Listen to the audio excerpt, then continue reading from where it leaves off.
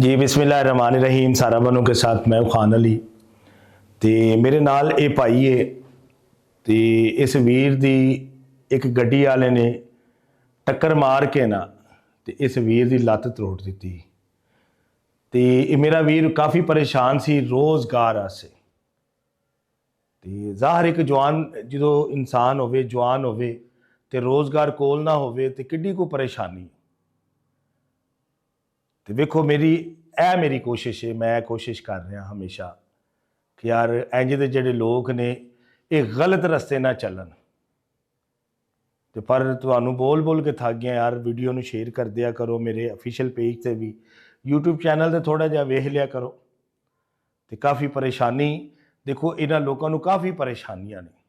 तो मैं हिम्मत कर रहा, कोशिश कर रहा कि यार इन्हां नू रोज़गार वाले पासे लैके जावां। जी अस्सलाम वालेकुम जी। वालेकुम अस्सलाम भाईजान किड्डे को परेशान सो? जी भाई असीं बहुत ही परेशान हो गए, साल डेढ़ हो गया मंजी ते पिया।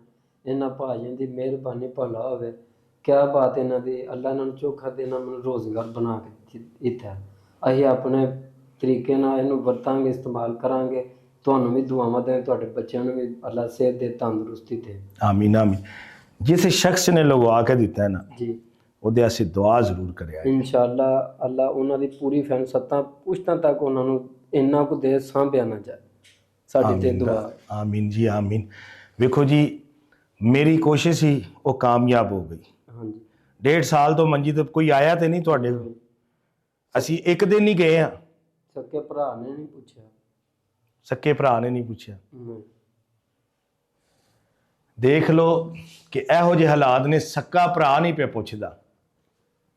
ਤੇ ਅੱਲਾ ਦਾ ਵਾਸਤਾ ਹੈ ਕੋਈ ਯਜ਼ੀਦ ਮੇਰੀ ਵੀਡੀਓ ਦੇਖ ਰਿਹਾ, ਮੈਂ ਹੱਥ ਜੋੜ ਕੇ ਕਹਿ ਰਿਹਾ ਕਿਉਂਕਿ ਯਜ਼ੀਦ ਬੜੇ ਨੇ ਮੇਰੇ ਚੈਨਲ ਦੇ ਉੱਤੇ ਤੇ ਵੀਡੀਓ ਨੂੰ ਅੱਗੇ ਜਾਣ ਹੀ ਨਹੀਂ ਦਿੰਦੇ। ਉਹਨਾਂ ਯਜ਼ੀਜ਼ਾਂ ਅੱਗੇ ਮੇਰੀ ਗੁਜ਼ਾਰਿਸ਼ ਹੈ ਦੂਰ ਹੋ ਜਾਓ ਯਾਰ। ਰੱਬ ਦਾ ਵਾਸਤਾ ਜੇ ਇੰਜ ਦੇ ਲੋਕਾਂ ਦੀ ਮੈਨੂੰ ਮਦਦ ਕਰਨ ਦਿਓ,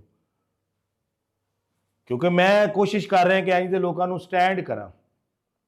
ਤੇ ਭਾਈਜਾਨ ਅੱਜ ਖੁਸ਼ ਹੋ ਕੇ ਨਹੀਂ, ਮੈਨੂੰ ਨਹੀਂ ਲੱਗ ਰਿਹਾ ਯਾਰ ਅੱਜ ਤੂੰ ਸਿਰ ਥੱਲੇ ਸੱਟਿਆ ਫੇਰ ਪਰੇਸ਼ਾਨ ਹੈ। नहीं भाजी असीं क्यों नहीं खुश है, तुसीं सानूं सारा साडे बच्चों दा करके ते सानूं करी ते असीं तुहानूं भी तुहाडे नस्लां दुआवां देण ते आ भाई भला होवे तुहाडा।